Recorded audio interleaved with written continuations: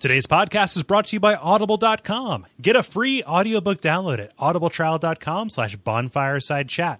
Over 100,000 titles to choose from for your iPhone, Android, Kindle, or MP3 player. Open the seal. Some of our landings were desperate adventures. We are now prepared to meet the inevitable counterattacks with power and with confidence.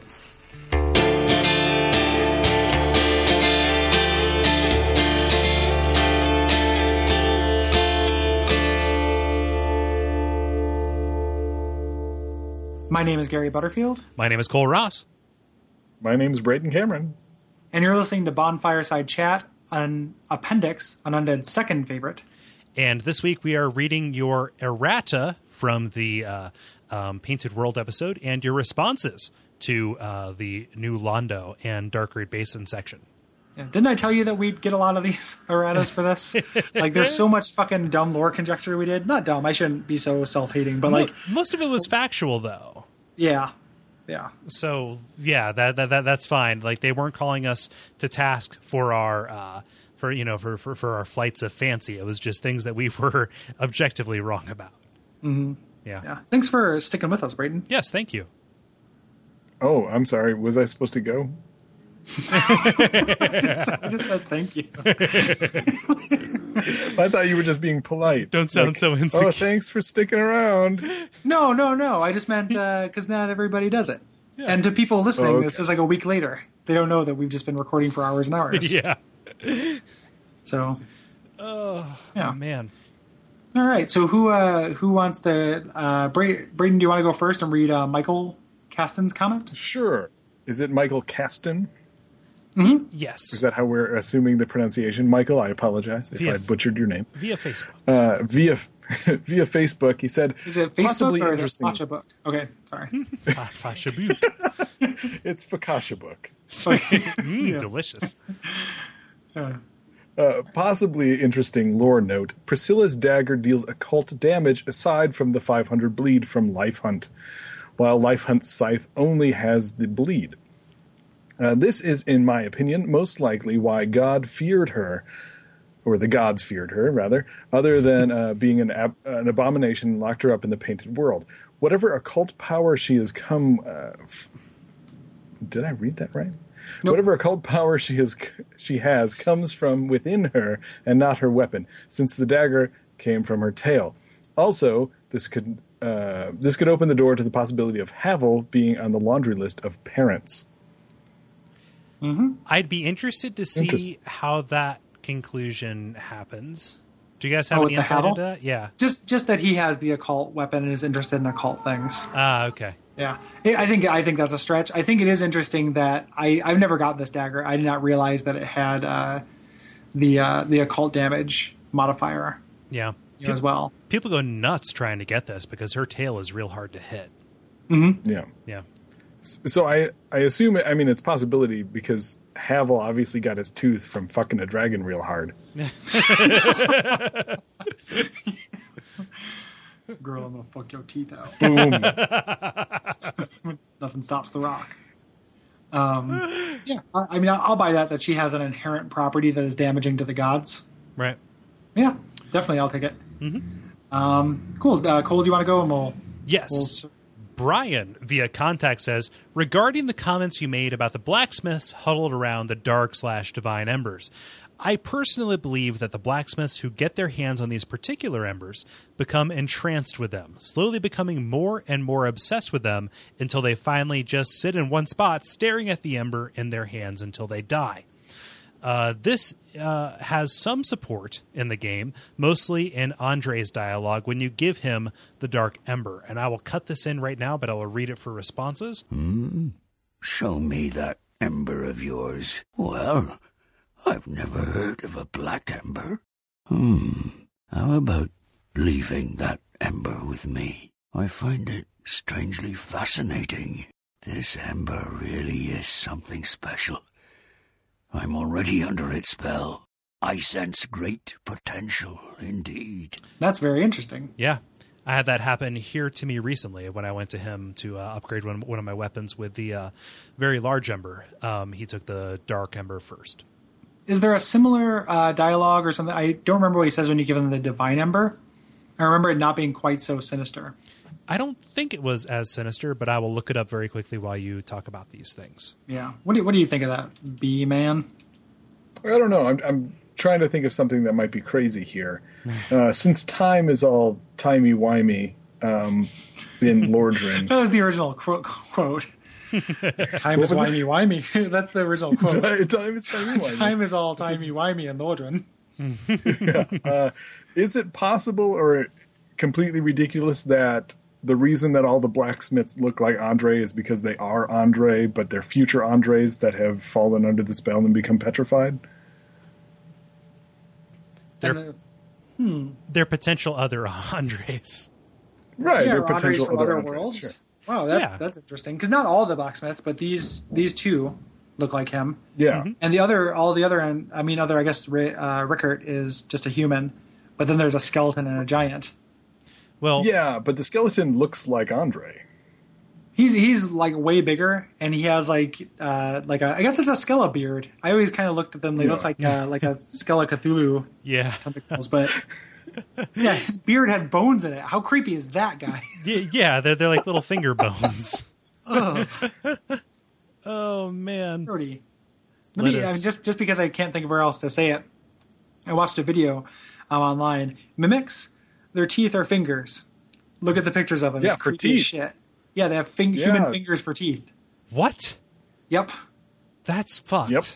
Yeah, it's real creepy. Prehensile teeth is a scary idea I came up with years ago, thinking about Mr. Fantastic from the Fantastic Four. Like, if he ever turned evil and you just see him smile and then his teeth just come out like fucking they could. Ugh. Yeah, that's crazy. Yeah. Yeah, so Andre's dialogue for the large divine ember, it isn't much of anything, and it's just kind of like, just like, I've long dreamed of forging divine weapons. That's really just it. So Yeah. This the Dark Ember definitely seems really Horcruxy though. Like he's getting really fascinated with it. So that's not a bad theory though. I will not say that that's terrible. And they do look like they're hunched over it, staring at it. yeah, So there's support for the other worlds thing too, because like they're statues when you find them around the what's a who's that's right. mm-hmm. Yeah, so like when somebody is cursed, like there's other things that make you show up as a statue for somebody else. yeah, maybe. Did you notice that the basilisks, like the statues, are different each time you go there? They're players. Okay. Yeah. All right. That makes sense. I just thought, I was like, holy shit, this is terrifying. Oh, These things are moving. They're not moving. they're not moving. They only move when you're not looking. Yeah, like all statues, like everything in the world, really. As the most annoying philosopher in the world, I would say that I have no reason. Is this a not moment where I have to tell everyone not to blink as well? Don't blink. Never blink. Just rig up a mister on your face. Yeah, you would be. I know what that's a reference to. You would be correct in it. Like it makes sense for me and Cole to know Doctor Who references, but neither of us have watched it. Oh, really? Like That's too bad. or have you watched Don't it, Cole? And I do just haven't. No, I have not. Yeah. Don't do it tonight, but watch the episode Blink. And if you're not hooked on the show, then you never will be. But Blink is an amazing piece of television. The But concept again, don't behind watch those it things before is you- amazing to me. Like I love the idea. God, of it's those so things. good. Yeah, so good. There's a video game that plays with that. That's really great. There's like a weird little indie game, but super cool idea. Moving on, I will read Vivian's contact via Vivian's comment via contact, one of our favorite commenters, and she has to say, "I'm still on vacation, but haven't had time to finish the Painted World episode yet. But during the doll speculation part, I was practically yelling at my tablet. What if the corpse with the doll is Ariamis the painter, who, out of guilt or knowing it was the key, held on to Priscilla's doll and may even have been tossed in here to hide the painting's secrets?" Yeah, that's possible. Yeah. Well, what did we speculate before? That it was just somebody who found the doll and went hollow? No, I And- thought it was it. Yeah, somebody found the doll, but my thought was that maybe Priscilla was kept there before she was put into prison world, Oh, and that's why her doll was there. Yeah, it's possible that's Ariamis the painter. Like the only Yeah, like, Or go ahead. I support your idea, Gary, because like the what is the lore on the item itself says it was like held very tightly, right? And yeah, there's something like that. It also her like the idea of Ariamis getting a hold of the doll and knowing it's the key or something like that and holding it to protect it, like that's plausible. But there's and far be it from anyone on this show to ever say that like any lore speculation is too speculative. But it's also there's just nothing else holding it up. Like we know nothing about Ariamis. Like we have the name of the place and we have her saying, "Can you not see why Ariamis created this world?" Right. And that's it. So like, maybe we'll learn like all the rumors about Ariamis or the Painted World being in Dark Souls 2. Like maybe Ariamis will be a major player in it, and we'll learn more, and that would be really cool because I love that area. How about this? Didn't we speculate that you go back to the Undead Asylum after you leave it, or before you leave it? So you come back. Somebody came up with that idea. We thought about it, but there are also reasons. Also, I mean, you can see both sides of it. Okay, so what if it's an alternate history where you died going into that, but you're actually Ariamis, and that's why you have the doll? The chosen undead is Ariamis. It's a real Bill and Ted excellent adventure. Yeah, I don't know about that. I thought when you first said that, I thought you were going to say, "What if an alternate world that's Priscilla," or something like that, or like in that area who died there. I don't know if you're Ariamis. You said like what would be too would be too speculation-y for us, and that's it. I found the line. Yeah, you found the line. I don't mean to poo-poo that as an idea. It's totally possible. No, I'm just and it's a cool. I mean, not you or Vivian. I don't mean to poo-poo anybody's ideas. Totally possible. I just feel like it's an unsupported strut at this point. Totally possible, and hopefully we'll learn a little bit more about Ariamis if indeed we go back there. Right. Which I think we will. Yep. So, Brayton, why don't you tell us what the next comment has to say? Okay, this comes from Brad Carey. Brad, I apologize if I butchered your name. Via Focaccia Book. I think it was mentioned that Oscar of Astoria only comes back if you don't kill him the first time. He'll be there no matter what, which I learned when I accidentally jacked him in the face while learning the controls my first playthrough. Yeah, and I don't think I realized that because I have never killed him. But I guess if you kill him when you first run into him, he still comes back anyway. The first time that I saw my friend playing this, again, this is when it was first coming out, and that guy, Oscar, was laughing. I was like, kill him, dude. That guy is creepy. Just kill him. He didn't. He was like, no, I shouldn't kill him. I'm like, just do it. You should just do it. It was. He more or less tells you to kill him because he's like, I'm going to go hollow. So it's not that cruel to kill him. Like, he's going to go nuts and start hurting people. So, like, it would make sense to do it. I just never did it because he was a nice guy. Also, this is before you realize that everybody talks that way. Yeah. Interesting, dumb little nugget I found out from speedrunning is that, for a little while the thinking was that you would want to kill him because it was quicker. But his dying animation is so long that it's actually faster just to skip through his dialogue. So it's quicker just to tap A rather than to kill him to get the SS flask. Yeah. Cool.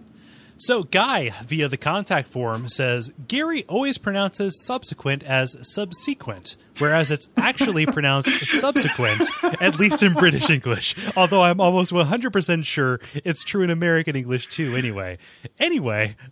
Sorry if this came across as assholeish. It's completely isn't meant to. Are we looking for a response, like a errata on our lives? Like, this isn't about the game.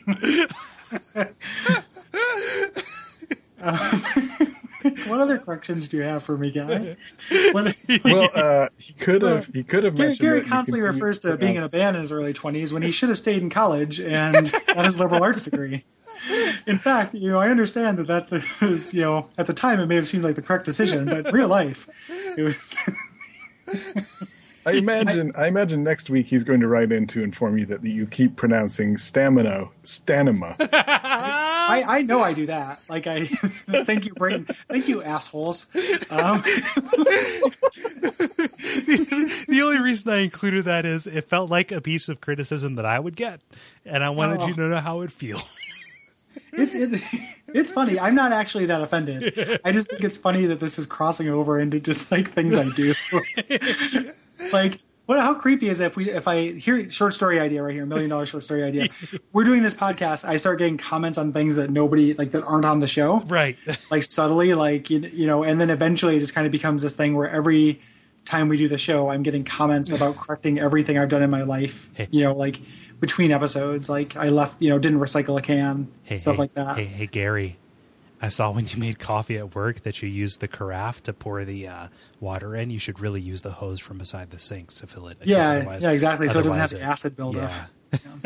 Tuesday, April 13th, 3:30 p.m. You did not wash your hands after urinating. In fact, I don't mean to sound rude, but in fact, it's very important to wash your hands to stop the spread of bacteria. At least be courteous to your coworkers. Okay. Look. Just like the painted world, nobody knows how subsequent is pronounced. Like, don't conjecture us, man. Like nobody knows how stamina is pronounced. Don't try to pin me down. You put air quotes over that last one. I put air quotes over everything I say, and that's how I'm immune. It's my armor. That's my armor. If you looked at me, there'd just be two floating cartoon air quotes around me. That's my Grant Morrison-esque metatextual, way to avoid criticism. I'm not actually offended. I didn't realize I was doing that, and I feel like the stamina thing is that it's I just read it real quick and they sound similar to me. I also say when I say I'm going to sit down on a chair, I sometimes say sit down. I don't know why. It's Midwest. Midwest. Yeah, I was going to say that's a Midwest thing for sure. Yeah. I feel like subsequent is like I've heard it pronounced that way. Am I wrong? I don't think that you're wrong. There's a whole class of words that I have read but never heard spoken aloud. Subsequent, yeah, and that's possibly just one that you just that's possibly the case. Yeah, it's really possible. I'm not actually offended. I think it's really funny though. Yeah. Thank you for including that because that is funny yes. to me. Yeah. Why should I care what Gui has to say? Gui. It's Guy. It's actually pronounced Guy. He's French. Oh, okay. Yeah. So thank you for that. If you have any other corrections on my lifestyle, pronunciation, the way I dress, anything, please go to Duckfeed.tv/contact. And actually, if you have corrections on this episode, please do so. And we like those. And for a while, they were reducing. Now they're kind of on their way back up. And I think that when we get to the end episodes, that's just going to skyrocket. Yeah.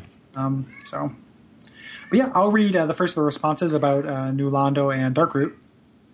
Joni says via contact, the Hydra and the Crystal Golems at the bottom of the basin are one of the most terrifying sights in all of video games. I tried to confront the Hydra many times, but it was useless until I managed to grab the Knight's starting armor. Beating Sif made me really sad as well. New Londo had some really disgusting secrets, and it's scary to think the Dark Wraiths were probably even more powerful once. Yikes. Yeah. I didn't think of them being more powerful once. It kind of plays into what Brayton was talking about, them being, kind of underwhelming, but maybe this is because they've spent, so many years just kind of, like they're all wrinkled, they're all raisin-skinned and, Prune wraiths, am I right? Yeah. High five. Yeah. Very good. Yeah. That was... They're all individually wrapped and everything. Yeah. Oh, man. Brayton, what does Chase have to say? Chase via contact, and again, Chase, I apologize if I butchered your name. New Londo Ruins is a scattered memory for me, but the time I actually went through them, I was taking random stabs at all of the Lord's souls, and only delved in a little bit at a time. It was slow and cautious work, but I eventually made it to the Four Kings. These four SOBs were by no means the worst of the bosses. That distinct honor goes to the bed of chaos. But the non-trivial run-up to them always meant I was either going in slightly hurt or down a flask. They're quick, they're mean, and they have easily the most unsettling backdrop of any boss. By which you mean I can't disagree with you. That was just me putting that in there. The Basin and I have a very... The Basin and I have a fairly good relationship. It's one of the few parts of the game that I feel like I just got right away. It took a while for me to take out the Hydra in my first playthrough as a pyromancer, but the crystal golems proved great for farming at low level, and if you play right, the friendly Hydra will help you out by killing them. Sif was one of the first major bosses I had seen in the game. After I gave up my first time through, a friend of mine was playing it over at his place. I walked into his apartment and was fighting this giant sword-wielding dog.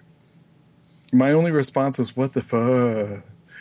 And sitting down, watching him be brutally murdered by this dog a handful of times. When he finally got Sif down low enough, he started limping. He paused just a moment too long. Sif had finished him off for the last time. The way that last sentence, and I'm not trying to call it anything, but it made it sound like when you went to your friend's apartment, you were fighting a dog. Like I walked into his apartment and was fighting this giant dog. Okay, so he was perfecting his Artorias cosplay, and he dressed up his dog as Sif and gave him a little doggy sword. Why haven't I Google image searched that? I want to get a dog so I can do that. Yeah, that would be great. Yeah, I agree with you about the unsettling backdrop. I like your very affectionate language in the second paragraph about having a good relationship with the basin. And yeah, it's interesting that he says that he hesitated when Sif was limping and Sif killed his buddy. Yeah, right. Yeah, it seems like it'd be difficult to get killed at that point, but it is eliciting sympathy. I don't think it's all part of like a play or anything. Yeah, but I can definitely understand where Chase is coming from, because there's that moment in Dark Souls, I think we've all had it, where all of a sudden we just aren't bad anymore, and we're like, oh, I understand how this game works, and I don't die every 4 feet now. Mm-hmm. Mm-hmm. Yep, it's a good feeling. Again, I wouldn't put it past the designers to put the Sif limping in as a way to put you off guard. I feel like Sif is too genuine for that. Yeah? Yeah, Sif has honor. Sif isn't going to do, that's the boss that after you beat it, you don't do the hooray, you do the bow. Oh, yeah. Yeah. That's Sif's a solid bro. I don't think Sif You would do the pull those kind of tactics. Yeah, exactly. If you can, or if you follow that unlikely string of events and kept Shiva alive, you do the look towards the sky. Oh yeah. You get the rarest, emote. Yep. In the game. Yep. Murph Murphy says via Facebook, "So I totally did the Hydra after killing the Crystal Butterfly, and even before the Capra Demon. So I did the basin in 2 very distinct parts. The second half has challenging fights with the quasi-PvP stuff. I find the connection to the DLC fascinating in this area. You've got a lost knight's grave, a mysterious wolf, an amoral cat, and subtle hints of something greater scattered all around, all of which is paid off in the DLC. New Londo is just okay to me. It doesn't grab me lore-wise like Darkroot, even though both are ruined civilizations. The ghosts are annoying, but not really threatening. I wish Kath was more featured, and I wish that the Frampt/Kath choice was more meaningful." Yeah, fair enough. Yeah. And it originally was planned to be. We talked about the cut stuff with Oscar of Astoria before, or Yeah. Astora. Yeah, I like New Londo from a lore perspective quite a bit. Before I played the DLC, I was really disappointed with Darkroot because of that. But I think that's just a different strokes. So much of what lore strikes you just depends on what you decide to think about and think through. I feel like we made a pretty good case for why this is one of the more tragic areas in the game. And, I don't want to say oh, maybe we changed your mind, but maybe it's just kind of oh, I didn't put those two things together. Yeah. Right. Yeah. I mean, it's part of it is just how you think of it initially, but then some things like Sun's Fortress, are just going to be pretty lore bereft in general, And the weird thing about Darkroot is it is until they release the thing. There's just kind of objectively not that much there. I mean, there's hints, I guess, that's true, but until you get the answer to it, it just becomes a lot of unanswered questions, put together. Maddox Delaska, which is an awesome name. I think people are just fucking with us at this point. I think that they are rolling some dice to make awesome names. And then it's via Facebook. So they did that when they signed up for a Facebook account. But that's a cool name. And here she says, on my first playthrough, I didn't pay attention to New Londo. I was mostly running away and screaming obscenities. But on my second playthrough, I noticed the sheer amount of waterlogged, humanity-deprived corpses near the gates. It's pretty disgusting. There's got to be hundreds of them piled on each other, and they seem completely flat, like gross-ass noodles. I have to say, though, Dark Souls handles ghosts very well. Ghosts have always sort of been a played-out trope in their old form, floating white bedsheet-like phantoms. But FromSoft nails it, from the way they move noiselessly with their grating metal scratching sounds when they strike to the way their cloaks flutter. I hate those fuckers, but I actually like New Londo Ruins a lot. It's one of the saddest areas to me. Humans lived here, thrived here, but the royalty was corrupted to dark. The serfs may not have been corrupted, or they may have, but regardless, they would have soon found themselves trapped between their former kin, now abyssal monstrosities, and a gargantuan wall of crushing water. I always mused upon what was so special about the water. Surely regular water wouldn't stop Kath and his army, and when you drain the city, the wraiths are very much alive, even though you can slay them with your weapons.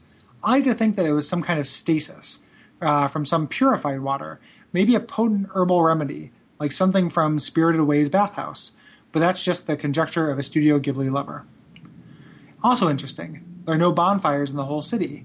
Were they removed by agents of Gwyn after the Four Kings fell to the dark? If this is the case, why did they not remove them from Elysiel, or another unholy area like Lost Izalith? Or did the residents of New Londo never use bonfires? It calls their religion into question, because many of the god-worshipping cults in Lordran involve kindling bonfires. Perhaps Firelink served as New Londo's church. That's interesting. Yeah. Or maybe the bonfire was extinguished in the water, like maybe it was down on the ground floor, you know? Yeah. The bonfire keeper's soul supports that theory a little bit. Like that it was there, but like I said in the episode, if you'll refer back to this awesome thing I said, no, it just seems like this is like the most forsaken place. Yeah. The water thing, like I don't for some reason don't like it being special water, just because it's magical water. Like just kind of like this, it's cut off, and logistically there's no way to get back up. Right. Like these things can't fly. There's no ladders out. And it's a little bit more mundane that way, but it also, you're not stretching for magic water. And I'm not, accusing you of stretching in a dismissive way. I'm just saying that, like, that's just not the way I read it. So is this Brayton? It is Brayton. Yeah. Okay, this one comes from Tim via contact. I don't think two you pronounced questions that right, about the water. Oh, Jesus. I'm sorry. Okay, this one comes from Tim via contact. I have two questions about the water and ruins. First, what are your thoughts, lore-wise, on how the fog gate leading to the Four Kings is able to hold back the water? Which looks like it should just flood the abyss, drowning everyone within. Also, do we have any ideas what is below the Valley of the Drakes? Who did we flood by opening the gates to the ruins? I don't know if you guys know this, but this is my girlfriend's brother-in-law, Tim. Oh, really? Wouldn't it be so weird if I did know it? Yeah, I know. Well, maybe I mentioned that he listens to the show. He's a big fan. Yeah. Awesome. Hi, Tim. Thanks for listening, buddy. Yeah. I think that fog gates can hold back, anything. Plot. Yeah, plot gates, because they hold. You're solid, and you have to go up to them and actively like dissolve them. I'll believe that they're not porous, because why not? But the idea of like who did you flood? Like, I always just kind of thought of that area as like just kind of a canyon, but it's not too far away from Blighttown. Like Blighttown is next to it, and it's kind of the same. Blighttown and the Demon Ruins. I'm trying to think of the geography. So, like, when you enter Blighttown, you double back to get to the Demon Ruins and Lost Izalith, which would be approximately in the middle of the canyon of the Valley of the Drakes, right? So, like, I checked out the 3D map, and it's kind of confusing, but I think that it drops. It drains between the catacombs and the Lost Izalith. Okay. I think it's probably at the bottom of that canyon is really just all of the drakes that forgot how to fly when you like knock them over the cliff, and then you're just you're doing a new Londo down there where you're just sealing them in with a whole bunch of water. Yeah, so like the drakes have their own prophecy, and when they would venture down there, they're just like, holy shit, like somebody sealed this canyon away, and it was you. There's a German drake that's wearing red robes talking about how you were all sealed down there because you were evil. Yeah. And then there are a bunch of like crag spiders below them who have their own prophecy. Yeah. Yeah. It's just this prophecy sluice. Like, until this water having been like filtered through so many different dead animals, it just becomes the most disgusting corpse coffee that you can even imagine. Like just, gets dropped onto a single solitary, sunlight maggot. Drinks it up and goes, that's good eating. And then they play some ragtime music and that's the end of Dark Souls. Yeah. And that is when the world falls down. He pulls out a little cane and just sidesteps off the stage. Yeah. We have some extra responses about the Painted World because we kind of dropped the ball and got the word out about that a little bit late. Yes. So these are about the Painted World. Yeah. So Andrew, via the contact form, says, for those who don't know, the trick to the harpies is to fight them as up close as possible, and then they can't do their grab and peck the fuck out of your skull attack. If you see them start the grab animation, run right up next to them. I got pretty good at fighting them eventually because they drop the souvenir of reprisal, which is what you get for beating someone in PvP as the Dark Moon Blade. Since I am terrible at PvP, but as still one of the Dark Moon Blade miracles to get the Platinum Trophy, this was my only option. Then we're left with the deeper question of why exactly the Harpies have these. Is there some connection between the Harpies and Gwendolyn? Though, since they are a blood-drained, shrunken ear, maybe they just have them because they peck people's faces. They just happen to also grab themselves an ear or two. So I have some thoughts about this, and that just has to do with why like the Dark Moon was supposed to initially be Velka. These are servants of Velka who were just out there gathering these themselves, and they ascended to a higher plane and turned into Snuggly themselves. Yeah, I'll buy it. Interesting.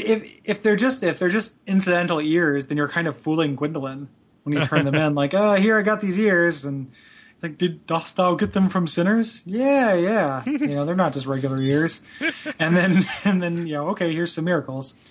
Here's your trophy. Incidental ears is my favorite mountain goat CP. Well, who's to say that those crow people aren't sinners as well? True. Ooh, yeah, that's true. Maybe you're killing them and taking their ears that they used to have. That they keep in a pouch around their neck. Yeah. So they can hear you, ear necklaces. Yeah. Like Daryl in Walking Dead. Yeah. They can hear in all directions. Man. Gross.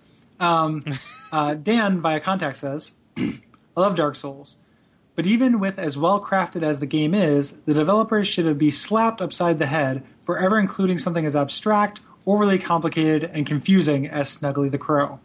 Your comments are spot on when you said that if you aren't referring to a wiki for Snuggly, then God help you, as I can't imagine how anybody would have ever deciphered the backwards-ass process requiring you to trade items with this weird mutated crow child thing.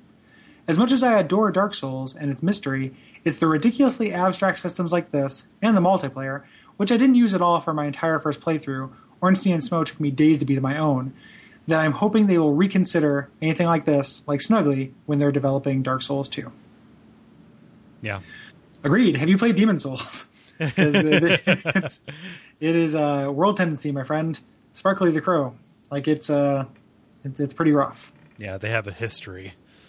And this, the developers have gone right out and said it. Like, I think that this is the stuff they want to make more accessible. Yeah. And I don't think anybody, are there defenders who are just like, no, Snuggly should be like this. No, it should be that hard to learn how to ascend soul weapons, Yeah. and figure out which ones to do. I don't know if there are really defenders. I think this is a real common opinion, and I think it's a correct one. People mistake liking something for saying, okay, guys. Like, Yeah. At some point, you kind of take a perverse joy in the just the ridiculous obtuseness. But I think it'll be fine to explain that stuff while still having all the lore stuff and incidental storytelling being super secret. Right. Yep. And you want to close us out, Brayton? Sure. This one comes from Leonard via contact. Sorry, Leonard, if I have mispronounced your name, of course. Regarding the return to the Undead Asylum, oh my, they can't possibly mean for me to do this jump. They can't possibly mean for me to climb this part up. They can't possibly mean for me to find this item vendor. The return is, in my opinion, FromSoft's version of an inside joke.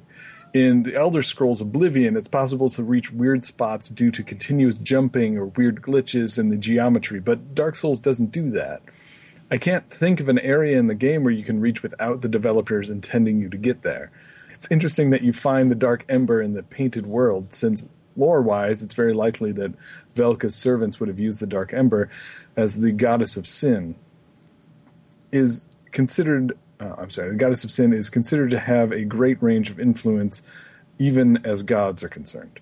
I wonder if it's common conduct of the Pardoners to deliver you from sins in exchange for souls. At least within the DS universe, this doesn't seem as harsh as the Dark Moon Blades approach on indulgence. Also, how about a shout out to ENB, who's becoming a father this week? Congratulations. Oh, yeah. Yeah. That's Epic Name Bro, famed Dark Souls YouTuber. Yeah. Who does good work. Congratulations, Epic Name Bro. I enjoy your videos. I do too. I didn't realize you were becoming a father because he's doing this real kind of crazy scientific testing of things, and he like proclaimed what the best dexterity weapon is in the game. Mm-hmm. And he was doing the testing for the best strength weapon in the game, and that's probably where Leonard saw this. I haven't been watching that because a lot of them are like him grinding. Like, I need to get a bunch of chunks. And I didn't really want to watch that. But I've watched all of his lore videos, and I've watched one of his playthroughs of the game. So yeah, congrats. Yeah. It makes sense. I like that idea, the connection of the Dark Ember, the Painted World thing that he brings up. Like, that all makes sense to me. Yeah. Mm-hmm. So thank you, everybody, for participating. We had a record turnout this week, I think, in terms of the number of responses and also the quality. Really good stuff. Yeah, I agree. And again, if you have anything to say about our next area, which there's still plenty of time, if you want to talk about the Duke's Archives, the Crystal Caves, you want to complain about invisible bridges, you want to complain about that fucking trying to find the Avalon, which is very difficult. Or if you want to complain about things that I mispronounced, I'm fine with that as well. Then please go to www.duckfeed.tv/contact. And we'd love to read your comments on the air. So there's the usual admin stuff, iTunes, Facebook. Our Facebook is facebook.com/bonfiresidechat. The tip jar /Amazon link. All of that is really good stuff. Again, next week, as you're listening to this, we're going to have a big announcement coming out on Watch Out for Fireballs, which is another show that Gary and I do. So keep your ears peeled. Keep your souvenirs of reprisal in your sack for that. Yeah. Yeah. And other than that, stay tuned for some deleted scene stuff. And in addition, please praise the sun. Praise the sun. Praise the sun. Thank you, Brayton. Thank you for cooperating with our self-shame about our catchphrase. Well, I do what I can. I want to start by apologizing. There is a thunderstorm outside, so if you hear some thunder, it's not me farting. Okay. Make sure to let us know each time when it's one or the other. Okay. I just want you to know that wasn't me farting. T-storm. Okay. If it's a fart, you need to whistle like this. Poorly, I mean. And then if it's a thunder, clap, then whistle correctly. I try to make it a point to, whenever I'm about to fart, to do my best Andrew Bird impersonation. So does Andrew Bird. So when I'm about to fart, he does his best Andrew Bird impersonation. When Andrew Bird is about to fart, he does his best Andrew Bird impersonation. I think that when it's a fart, you should just wink. Oh. And just do it loud enough to pick up into the mic. Yeah. It sounds roughly like peeling an orange loudly. Yeah. I will. I'll turn up the volume of the radio over here, so you can't smell. Oh man, I don't think I'll be able to keep up with you guys. It's going to be tough. Yeah, I've got my work cut out We for never me. practiced chemistry, But so do we. Cole. Yeah, this is true. Although our chemistry is more stilted because of me. We're like an Orion's belt with me at the middle, and you and Brayton at either side. Oh man, constellation, a wicked constellation. Mm-hmm. Hey, do you guys want to let's form a band? The wicked constellation. Yeah, Okay. right now. Gary Cole and Brayton, wicked constellation. When Lynn and I were in Los Angeles, she and I decided to form a band called the Bee Mouths, and the Bee Mouths are a band that is as ostensibly the B-52s covering Smash Mouth songs. So don't delay. Yeah, exactly. You've been walking on the sun. Because fashion is passion. Puts you away. Man, what the hell happened? Hey, now you're an all-star. I was going a little like give me that all-time bass. With that one. Yeah, exactly. There's a thin line Big between booming like bass in your face. the Fred Snyder and like a guy with a straw hat and a seersucker suit. Like, They're basically the same. yeah, they're very similar. None of us can do any of the B-52 lady impersonations. Oh yeah, Well, no, because they actually can sing. yeah, they Yeah. do. Yeah, and that's all Fred Snyder and his delivery. Exactly. I I think my favorite. I'm sorry. Go ahead. No, go ahead. You go ahead. I was just gonna say. I think my favorite moment in B-52's history is in the song "There's a Moon in the Sky." It's called "The Moon," where it seems like Fred Snyder forgets that there are other planets than Saturn. Everyone else names other planets. He's just like Saturn. five times. There's Saturn. I've got a theory about the B-52s and Love Shack. Yeah. Yeah, and it doesn't have to do with them. I don't think they intended for it, but there's a certain pantheon of canonical karaoke songs that you can count on people doing when you go. So there's Friends in Low Places, but there's always like a group of girls who get up and then do Love Shack, and they do Lady Marmalade. And Killing Me Softly. Yeah, but that's always like the lonely quiet girl, like who's with a small group of her community theater friends. That Cole falls in love with every time. Not really, no. I was in that group of community theater friends. Oh. I'm sure I told you, but I don't know if I said it on extra sode material or whatever. Did I ever tell you my Love Shack karaoke story? It sounds vaguely familiar, but I would like to hear it. It's not that profound, but the bar next to our old practice space, they were doing super shitty karaoke, and there were two girls singing "Groove Is in the Heart," and there's this old man dancing like 3 feet away from them off rhythm, just kind of creepy David Lynch like lurching, and then during breaks like they were like "Groove Is in the Heart," and then during like when they stopped singing, the old man would go like "Love Shack Baby" to himself. It was miraculous. What bar was that? Is that the bar that had the turtle races? No, yeah, I used to come from the Midwest. Don't expose me, Brayton. Yeah, I think that KJ's, is that the name of it, or no? Sullivan's. Oh, it was Sullivan's. Yeah, okay. I'm sorry. I only ever used that as a liquor store. I never actually bought beer over a bar. I was buying liquor from it, like and they just happened to have karaoke going on, and that minor miracle happened. Karaoke during a turtle race. Well, turtle awesome, races were across the street at like whatever that band. I can't think of the name of that bar. It probably was KJ's. It's that's down the street. Yeah, KJ's Tavern. who knows? Turtleoki is a good time, man. If that hasn't made it to Ohio yet. Turtle Loki. But like everybody thinks they're clever because they name their turtle soup. And we got Soup neck and neck with Soup at the finish line. It's going to be a photo finish. Honestly, there aren't that many good names for like turtles. It's like that or like Sheldon. Yeah. Yeah. Or Austin the had a Teenage Mutant Ninja Turtles.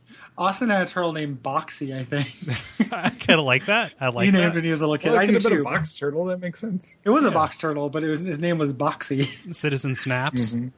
Citizen Snaps is good. Yeah. Yeah, I don't know. Sheldon, what was the turtle in Rocko's Modern Life? Filbert? It was Oh, Sheldon, yeah. Yeah. No, Sheldon, it wasn't Filbert. Sheldon. It was Filbert. You were right. Filbert. Yeah. What was his name? Filbert? Yep, Sheldon. I love the memories of Sheldon and him washing his hands at the comic shop. What Yeah. Then what- the what, page, you wash your hands. you get a disease from handling turtles. I can't remember the name of it. But You get don't you get like it's E. coli, right? yeah, something like that. They're filthy animals. Yeah. I think what happens is that your gums just become super exposed.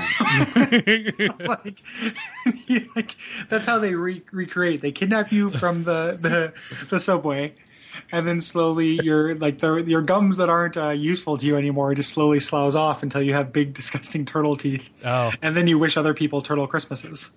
Yeah, See, I thought that it was like a proceeding gum line where it eventually all became gums. Ugh. Yeah, basically. Yeah. Yeah, that's gross too. Anything Like I think Ninja Ninja Turtle gums aren't necessarily bigger or wider. They're just hardier.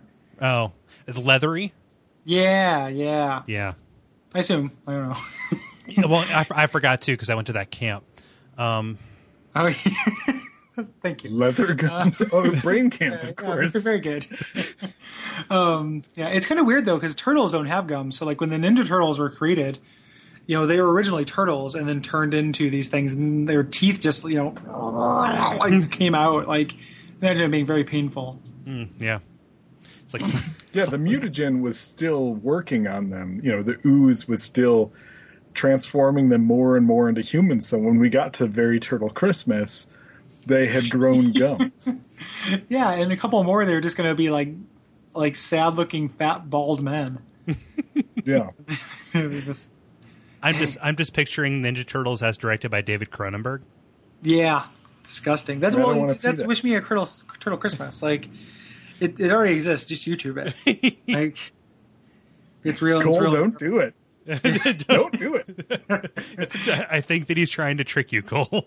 I think it's worth watching if you get the right group. That was some of the most fun I've ever had in my life. Like I think you get the. I don't know if that says more about my life or I Wish You a Turtle Christmas, but that was a whole lot of fun. You said the same thing about the Transformers movie. I didn't say it was some of the most fun I had in my life. I Oh said get no, some friends like together. get some friends together. Yeah, and Okay. it's fun to watch. Yeah. Did you? Why you said that I mean- like you watched it and I was wrong? No, I didn't. I'm just trying to think of this class of things that is only better with other people. Like Bicycle Safety Camp. Yeah, Bicycle Safety Camp is great, but like if you just watched it alone, can you imagine who's watching Bicycle Safety Camp alone? Like, Is that a thing? What is that? Bicycle? oh man, Cole, I'm driving to Cincinnati tonight. I know you guys I are will so see close. you in about 6 hours. because I can't watch it alone. It's a educational video about bicycle safety that's real miraculous. One of my friend's girlfriends gave it to me, mailed it to me, and it spread its seed. Cool. It's real good. It's Yeah, got a and guy named- ironically, Marty and I watched it when we were like 14 because his mom got it from the village. from like that, like is it like it was Triomedic or something. Triomedic, Yeah, like produced it. Yeah. Yeah, the same people who made Robitussin. They produced this thing. But I can't believe I don't know. I'm sure you told me that before, but I didn't realize that you watched that at the appropriate age. Yeah, and it was still ridiculous. It has the longest song that's like ever been. Like I'm still watching it. Like I just had this VHS running since like 2006. Like that end one that doom doom. Doom, doom, doom, doom, doom, doom, doom. And like the drum fills, clearly like the drums were recorded after, like everything was recorded after the vocals, so like there's no sense of rhythm or repetition. Like the drum fills just come in the weirdest possible spots. Just look both ways. Ding, ding, ding, ding. Just look both ways. Ding, ding, ding, ding. Just look both ways. Ding, ding, ding, ding. Should I look both ways? Ding, ding, ding, ding. You should look both ways. Is this like proto? You're giving it more credit than it deserves. This is where Spiders in My Hona comes from, which I'm sure I've mentioned to you before, Cole. Oh, it's spiders. Yeah, it's been on the show a few times. Yeah, I try to sneak a hone up in there every once in a while. See, this is like blue car syndrome, where like now that I know this, when I go back and listen to the pitch, I'll hear it. I'm pretty sure I sneak in to watch out for fireballs too. Do right? you really? Yeah. Okay, yeah. So I have not been. Okay, so it's more like a Giver situation where I haven't seen color yet, but now I have.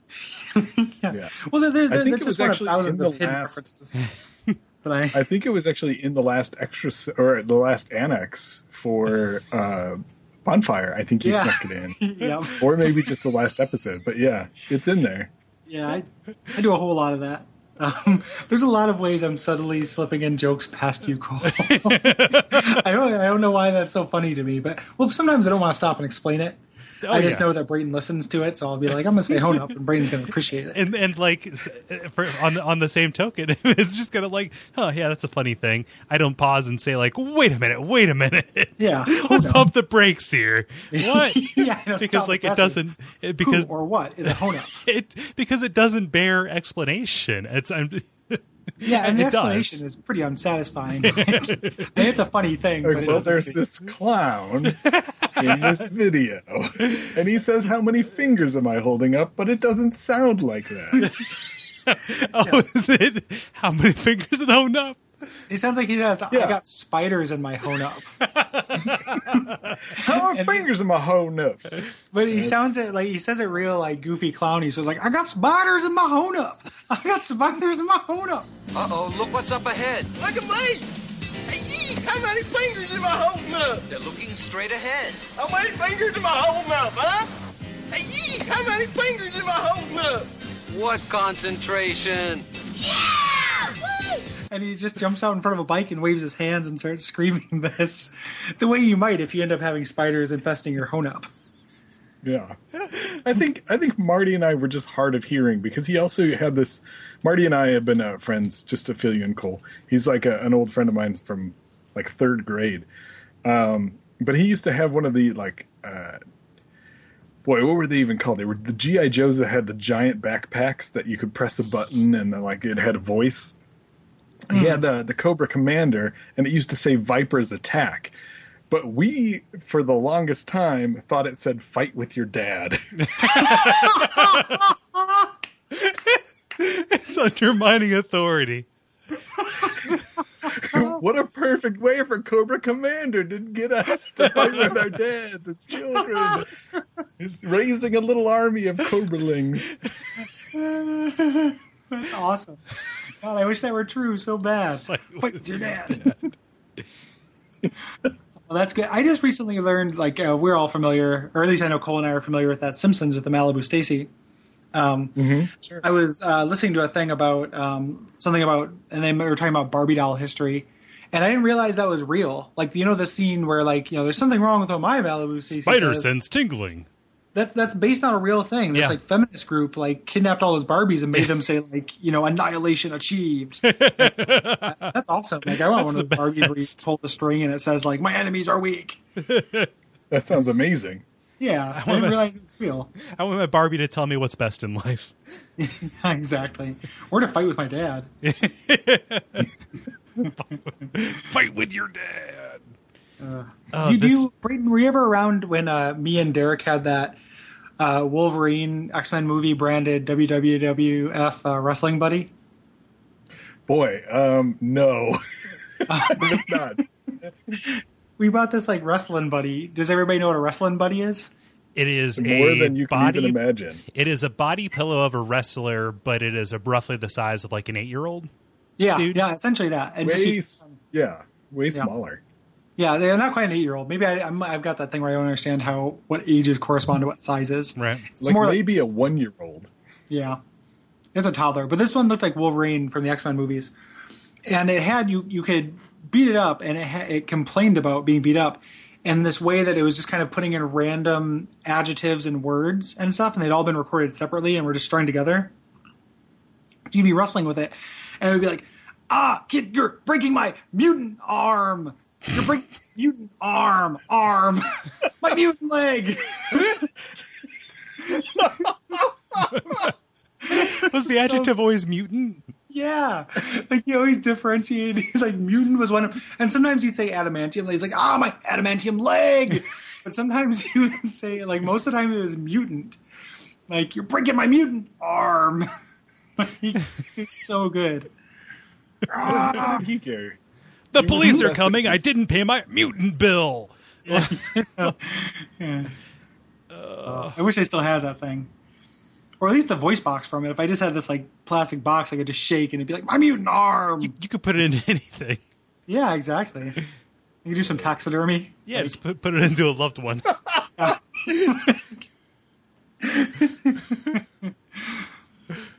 Oh, God. Who's this goober in the green T-shirt? It's a fucking nerd. Who?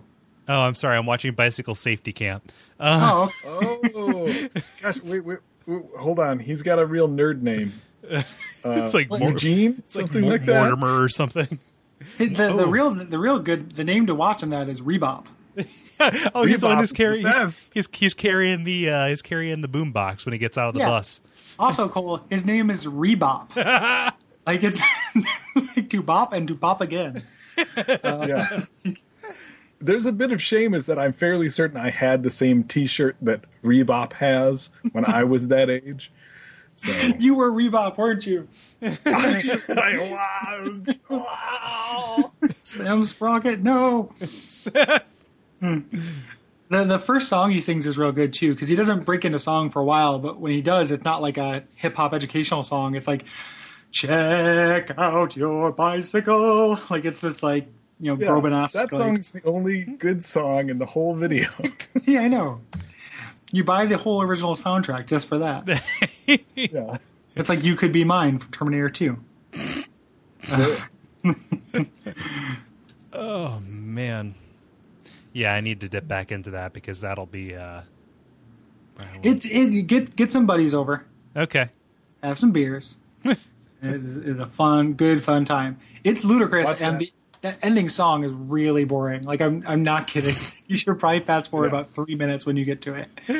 But marvel at its incompetency for like 60 seconds at least. Yeah.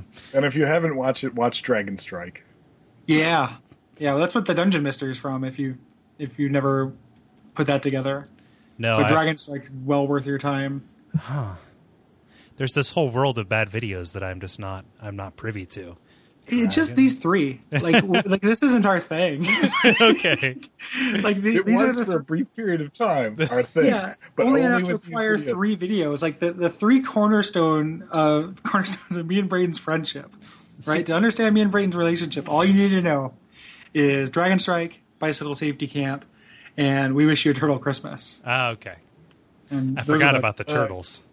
Again, because of the camp. Yeah. Well, boobs. All right. Gary, now wasn't there another video that we watched at your house, and it was like a bunch of puppets? Oh yeah, that alcoholism maybe video.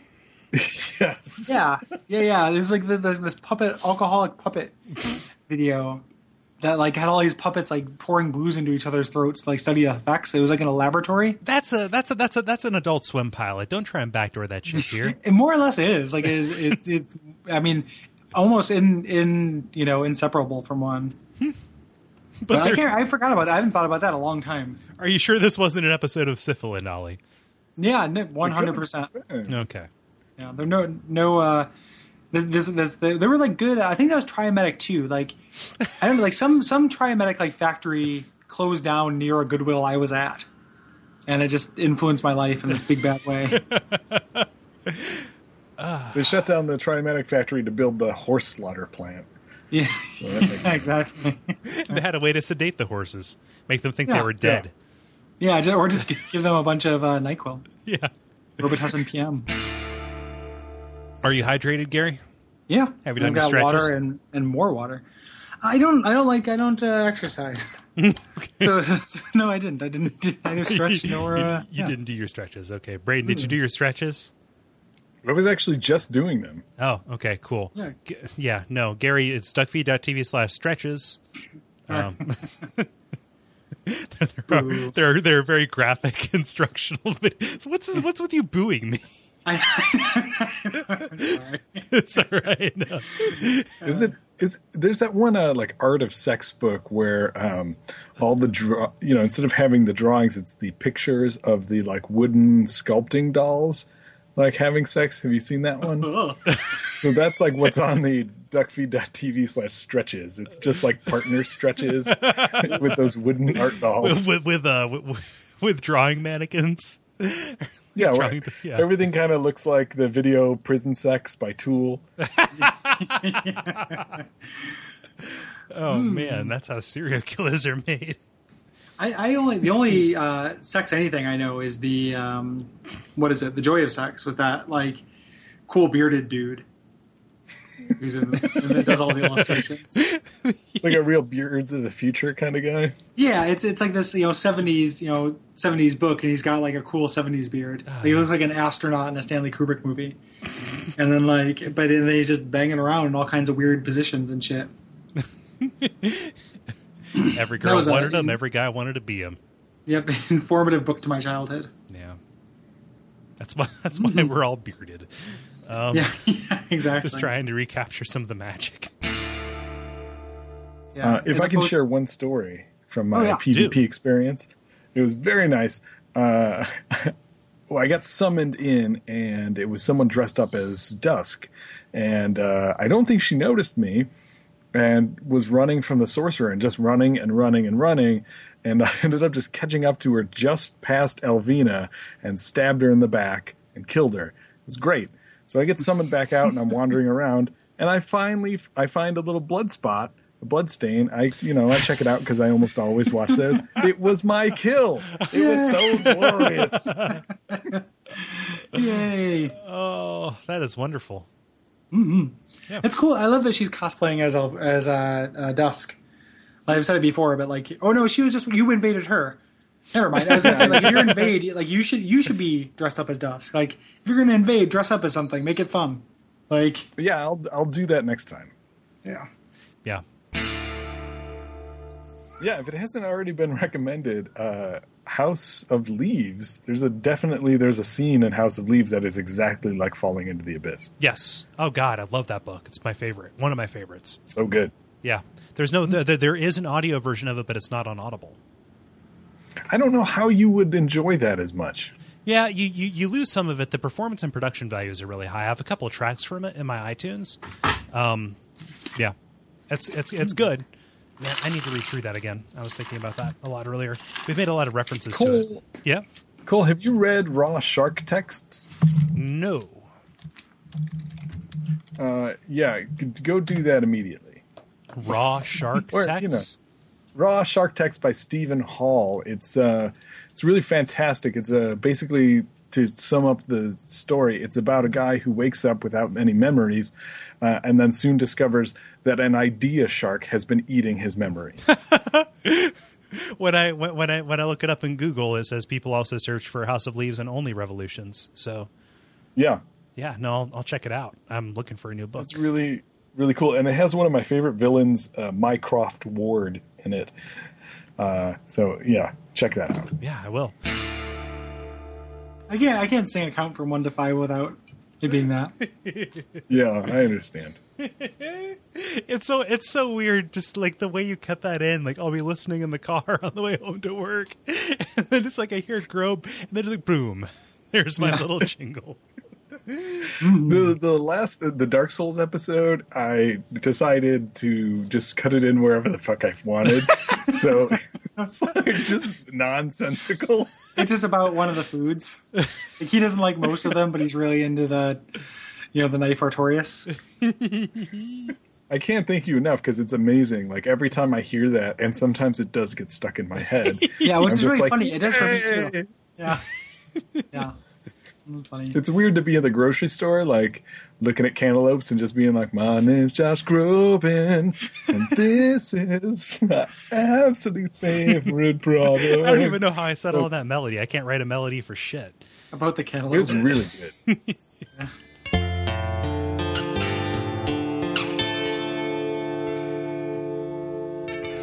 And we all pray that we will have far more soon